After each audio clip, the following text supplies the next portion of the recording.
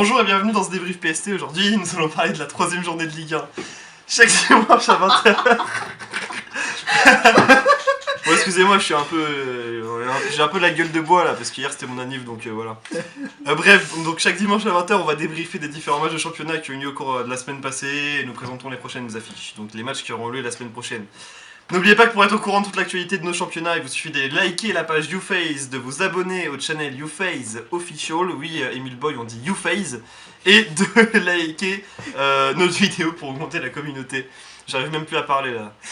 Bref, donc là, actuellement on a 16 participants en Ligue 1 et en Ligue 2 on est 10.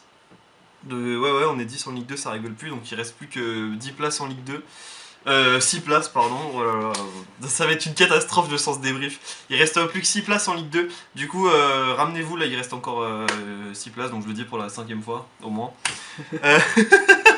Ensuite, donc si jamais t'es intéressé, que t'as une 3DS avec un jeu Pokémon Ruby Omega ou Saphir Alpha, n'hésite pas à t'inscrire, à faire partie de tous ces exceptionnels joueurs. Et là, on a un joueur exceptionnel et fabuleux. Voilà, présente-toi. C'est Karl Murray avec vous ici. Karl Murray avec nous ici. Bon allez, un résumé des matchs, là, sinon on va jamais y arriver, c'est parti. Et comment on sur cette vidéo? Regardez la team de 4Blaze, non mais c'est pas possible là, c'était mon anniversaire mardi et il a voulu me faire un cadeau d'anniv, alors là franchement, j'ai pas de mots là, je suis trop ému là, c'est pas possible là. Non franchement quand j'ai vu ça j'ai vraiment halluciné, il a repris la team avec laquelle j'ai gagné la Pokémon Party 8 en mai 2014. Alors là c'est complètement dingue parce que genre en fait, comme Mawile est ban, il a dû jouer Mega Scizor à la place de Mega Mawile. Et c'est une team qui est pas du tout adaptée à l'Horas, hein, je l'ai déjà testé bien sûr, hein, puisque c'était une team avec laquelle je n'avais peur de rien à l'époque quand on était en metagame XY. Là je me suis dit mais comment il va faire pour gagner, parce qu'en plus c'est Prof de Sino qui est en face, hein, c'est quand même le tombeur de Gatkun06 qui là voulait confirmer, il était prêt à jouer un gros match, il a préparé une grosse team, là on voit un Poupin Handband pour mettre la pression. Prof de Sino on voit qu'il aime bien jouer hyper offense, hein, là il y a plus de doute là-dessus. On voit qu'il aime bien donc, jouer très offensif et créer du spectacle et ça nous ravit, hein, nous en tant que spectateurs. Et Blaze du coup qui a repris la team de la PP8. Donc on va voir ce que ça a donné. C'était un choc de titan puisqu'on avait Prof de Sino, tombeur de Gaëtan et Blaze qui était en tête avec 6 points, avec Zeko, donc avec Deville et Yami Panda. On va voir tout de suite ce que ça a donné. Donc on va voir du coup 4Blaze qui valide avec Gengar. Donc ça m'étonne pas trop parce que moi j'avais l'habitude de faire ça et de faire provoque. Sauf que lui il a choisi de le brûler direct en se disant que peut-être qu'il anticiperait la provoque et qu'il ferait autre chose. Mais ce garçon pétait Lumberry et du coup il va pouvoir lui faire un clean 90% avec Dracoglyph qui a failli le one shot. Alors moi je le joue pas Bonheur, je le joue Lifeorb, mais il a voulu troller un peu Blaze, hein, tel que je le connais de toute façon. On sait bien que le troll et lui ça fait qu'un, remarque moi aussi un peu quand même. Du coup on a Yami Panda, ne dévions pas du match, hein, qui pose ses pièges de rock tranquillement. Et ma team est tellement weak à pièges de rock que je sais même pas ce qu'il va faire. Je pense que du coup son Mega Scizor il l'avait dit fog et regardez-moi ça. Regardez-moi ce Reiku qui était à l'époque jamais joué en Overuse en XY et je devais être le seul du tournoi à le jouer. Il va le jouer et il l'appelle Happy Birthday YouFace. Non mais là franchement Blaze, grosse dédicace là, c'est un truc de ouf là. Franchement tu nous as délivré quelque chose d'incroyable là. Donc on a Blaze qui a double switch sur Gengar, forcément en anticipant le Minotape, ouais c'est ça. Mais à Minotape, moi je me rappelle j'avais aucun contre à ça, hein. À Minotape Scarf, hein, et de toute façon vu qu'il est tout le temps joué maintenant, voilà, donc Blaze est obligé de sac son Gengar pour derrière pouvoir RK sur quoi déjà sur Mega Scizor parce qu'il avait les pièges de rock et du coup son Mega Scizor était un Pokémon qui était bulky, donc investi en défense avec Defog, ce qui va lui permettre de virer les pièges de rock. Et ça, c'est vrai que la gestion des hasards, c'était un truc que j'avais pas trop avec ma team. J'avais quand même 2 ou 3 Pokémon avec Provoque, ce qui me permettait d'empêcher l'autre de faire Defog. Ils étaient tous très rapides, donc je jouais vraiment un truc mais ultra méga offensif, avec deux trucs pas mauvais pour Stall Break. Là on a donc du coup Blaze qui switch sur un très bon check et Keldeo en personne de Reiku à Sauvest. Et là je crois que c'est un rôle sur le Scald, alors je sais pas si Keldeo est Scarf mais il a pas voulu jouer le rôle je pense. Lui du coup on va directement le Minotape et là malheureusement voilà Blaze n'a pas anticipé, il a pas fait comme moi, il a pas fait Shadow Ball. Oh là là Blaze, voyons, c'est pas possible ça. Du coup le Minotape qui a encore un kill gratuit. Mais Blaze va pouvoir mettre les pièges de rock avec son Terrakium. qui devait sûrement d'ailleurs jouer Focus Sage. Donc là on a Professionnel qui l'a anticipé, qui a envoyé son Talonflame pour pas se prendre 50% gratuitement, qui va pouvoir taper avec Rapace. Alors on sait pas quel était le set de ce Talonflame, mais à mon avis il était pas Choice Band, vu les dégâts clairement pas. Je sais même pas s'il était Sharp Beak, en tout cas ça a fait un petit 55%. Et derrière on a le Terrakium qui peut RK sur éboulement. Ensuite là, donc on a le Keldeo qui va pouvoir se placer et pouvoir faire une scald gratuitement. Donc là, du coup, Forblaze n'avait plus vraiment de switch à ça. Il est obligé de sac son Terrakium pour derrière pouvoir RK sur le Talonflame sur Bravebird. Il aurait pu choisir Curem Black, mais c'était le choix le plus safe. Et du coup, on a le Hoopa Unband de Prof Destino qui va être sac dans la foulée sur Bravebird.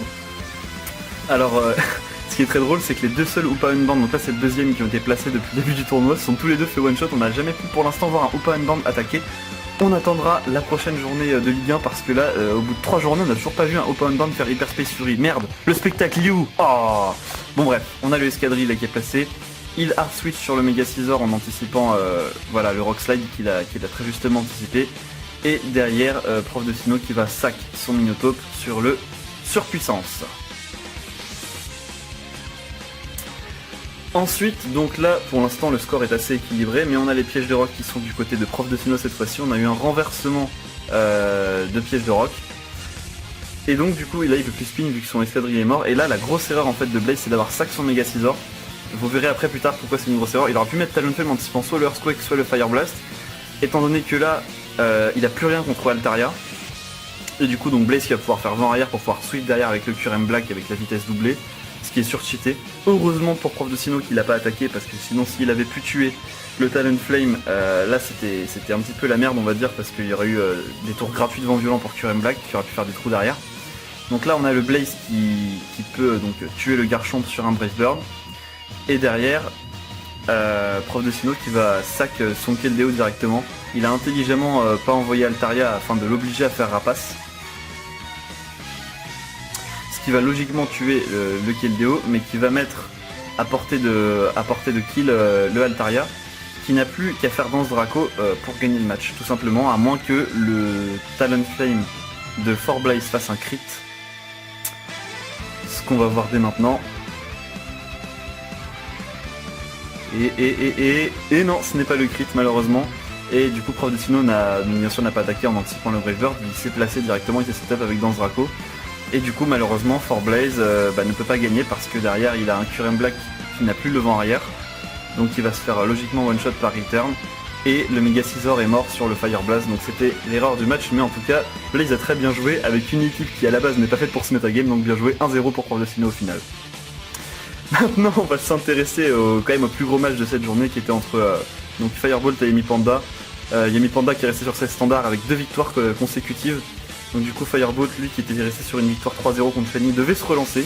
Donc il va suicide lead avec Azelf en posant les pièges de rock.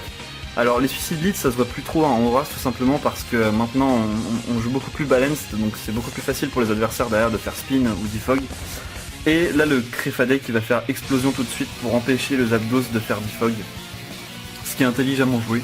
Alors là le Zapdos il aurait dû faire rose, donc c'est exactement, là il a très bien joué Yami Panda. Là on voit que c'est quand même un bon joueur parce que il a pas eu ces 2 victoires gratuitement quoi. Donc derrière là il y a 6-5 pour l'instant pour Yami Panda, mais il y a les pièges de rock du côté de Yami Panda, de son côté. Et là du coup il envoie le Starmie intelligemment pour forcer le Zapdos à faire defog et donc ne pas le tuer. Donc c'est plutôt bien joué, mais du coup le suicide lead, voilà, Azelf il a pu tenir le coup. Ce qui fait qu'en fait sans le rousse c'était cool, mais il a anticipé, c'est pour ça qu'il a fait defog pour directement derrière pouvoir virer les pièges de rock. Donc c'est très bien joué. Là il va tenter de checker le Starmie avec son Seismitoad qui prend quand même un 40% sur un crit de Shock Psy. Donc je pense que ce truc là était assuré full défense. Maintenant les pièges de rock vont du côté de Firebolt. Donc Firebolt qui est quand même très mal parti là dans ce match là. Parce qu'il se prend les pièges de rock, il est mené 6-5.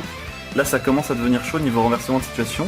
Il envoie derrière Scizor et le Seismitoad a une scald gratuite. Donc il n'a pas brûlé heureusement pour Firebolt, mais c'était quand même un petit peu chaud de tenter le Scizor sur ça. Du coup là on a une deuxième scald et le Scythox donc qui est Choice Band va pouvoir faire U-turn en enlevant 50% à Seismitoad. U-turn sur le Staros qui va pouvoir terminer le Seismitoad ici. Seismito donc qui récupère ses HP tranquillement avec les leftovers et qui a pu passer les pièges de rock, donc il a fait le taf. Et le Seismito est intelligemment resté en anticipant le tour rapide d'Ayumi Panda, il a encore bien joué sur le coup. Et il va empoisonner le Starmie, donc il s'est dit peut-être qu'on va sac en empoisonnant, on sait jamais, ça peut toujours poser des problèmes à quelconque Pokémon viendrait sur le terrain. Et derrière, il va quand même conserver son Seismito, il a décidé de ne pas le sac et d'envoyer son Dimoré pour mettre beaucoup plus de pression, ici en anticipant en plus le Choc Psy. Donc là c'est un kill gratuit pour Yami Panda. Yami Panda qui va donc là mener davantage au score avec en plus les pièges de roc et un Dimoré présent sur le terrain qui va mettre la pression.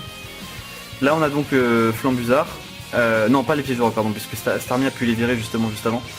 Je dis de la merde, il est tard, hein, excusez-moi. Et là on a le Flambuzard qui passe à setup. L'erreur de Yami Panda c'est de ne pas être resté.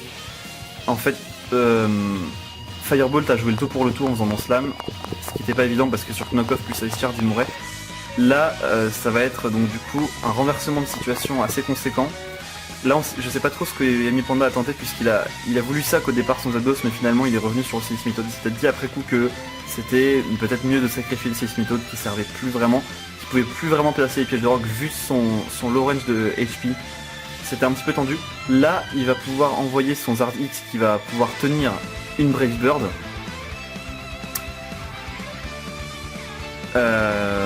Mais là Firebolt a pris un énorme risque en faisant Roost pour le coup, et Dracogriff va lui faire un clean 85%. Derrière donc il va sac son Zapdos en espérant qu'avec le contre-coup il meurt, mais comme il n'a pas vu les PV exacts avec le pourcentage, il avait qu'une estimation et le Talonflame qui va tenir le coup. Donc du coup il aura une autre offensive gratuite. Là on a le Dimoré qui est là derrière pour taper Ice Shard directement, mais le Flambuzard était jovial, donc du coup le Dimoré qui va également mourir. Donc là c'est un gros sweep de Flambuzard qui va mourir derrière sur le contre-coup de Brave Bird, mais Talonflame aura fait un nettoyage dans la team de Yami Panda. Là du coup on va avoir du Mégalopin contre du Tornadus. Le Mégalopin donc qui va logiquement faire fake out en anticipant le Hurricane, hein. Il voulait pas mourir, il voulait méga évoluer tranquillement pour avoir les boosts en attaque et en vitesse. Là derrière donc il va directement switcher pour pas se faire kill, il sait qu'il a besoin de son Lopunny, hein, pour aller directement sur le Tandurus qui est un bon check, hein, à Tornadus T. Du coup le Tornadus T, donc là Yami Panda qui le retire pour mettre le Zard X qui va se faire paralyser dans la foulée. Et ça c'est dommage parce qu'à plus 1 il aura pu faire des dégâts, mais tant qu'il y avait le Fulguris sur le terrain c'était pas facile pour Yami Panda de pouvoir placer une lance Draco. Là le Fulguris fait Exploforce et se fait tuer derrière sur Dracogriff de ce Charizard qui est vraiment surcheaté, qui a quasiment aucun contre dans le metagame, hein, on le rappelle. Derrière donc il va pouvoir RK sur le pain Firebolt tranquillement, et il n'y a plus que Tornadus qui peut faire quelque chose dans ce match. Là on a le Lockpain qui touche avec retour, donc qui fait 60-70%, et là le vent violent qui va tuer le Lockpain. Donc là il n'y a plus qu'un Pokémon de chaque côté, sauf que de ce côté là c'est un Mega Scizor qui va pouvoir faire Bullet Punch et tuer de justesse le Tornadus. C'est ainsi que se termine ce match sur une victoire de 1-0 pour Firebolt. Tout le calendrier avec les dates des rencontres est disponible en description de la vidéo également. Il y aura un match pour chaque candidat par semaine, donc voilà, les gens qui disent pas avoir le temps de jouer, là c'est mort, hein, là vous avez le temps, regardez, même moi j'ai le temps, alors je suis en école d'ingé, j'ai encore 2 semaines de cours, après j'ai les partiels. Bref, on s'en fout de ma vie en fait, pourquoi je dis ça? Non, je vais juste dire en fait que voilà, on va annoncer les résultats parce que voilà. Bref, donc Karl Murray qui est présent ici a gagné 6-0, voilà, donc il a bien pris sa manche par rapport à la dernière fois. Pareil, même score pour Gaëtan, qui s'est imposé contre STK 6-0. Devil94 a encore gagné 4-0 contre Redemption. Emulboy a battu... Echo pardon, a battu Emulboy 3-0. Emulboy qui s'était un petit peu relancé en gagnant 5-0 la semaine dernière a perdu 3-0. Sur le même score, Flo s'est imposé contre Moirikunel. Et on a Prof de Sino qui a battu Fort Blaze, donc comme on l'a vu, c'est bien dommage. Kawibenhead qui s'est imposé 2-0 contre Shiny, et Firebolt qui va priver Yami Panda des 9 points, tout comme Fort Blaze. Du coup, au niveau du classement, Devil94 est seul en tête du classement. Parce que du coup maintenant, il n'y a plus que lui qui a 9 points, en plus il a une différence de points très large, il est à plus 11, donc ça va être chaud d'aller le chercher, surtout qu'il va jouer Shiny la semaine prochaine, il aura fort à faire Shiny. Je vous rappelle qu'il n'a toujours pas gagné de match en plus Shiny, donc Ça va être chaud, ça va être l'homme à battre pour l'instant, Devil94. Derrière lui, on a un nouvel invité sur le podium, c'est Gaëtan, Gatkun06 avec 6 points. Juste derrière Fort Blaze, donc qui était déjà sur le podium la semaine dernière, donc malgré sa défaite contre Prof de Sino, il reste dans les 3 premiers. Ensuite, on a Flo de 1199 qui est ex aequo au niveau de la différence de points et au nombre de kills, mais Fort Blaze est devant parce qu'il l'a vaincu. Juste derrière, on a Karl Murray, donc Flo est devant au nombre de kills parce qu'ils ont la même différence de points. Ensuite, on a Yami Panda, là on a beaucoup d'ex aequo. Yami Panda, Prof de Sino qui a eu Bernheit, Firebolt et Echo. Tous avec 6 points et plus 2 en différence de points. Yami Panda est devant parce que Prof de Sino parce qu'il l'a battu la première journée. Et ensuite, c'est au nombre de kills que ça s'est joué. KU Bernheit et Firebolt sont à égalité parfaite. Ensuite, on a Shiny donc, qui est 11ème du classement, qui a encore perdu du coup. Emule Boy juste devant la zone rouge qui est occupé par Redemption avec 3 points. Et les 3 derniers, toujours à la recherche de leur première victoire, Moirikunel, STK et Akashi Sejuro. On va présenter les prochains matchs.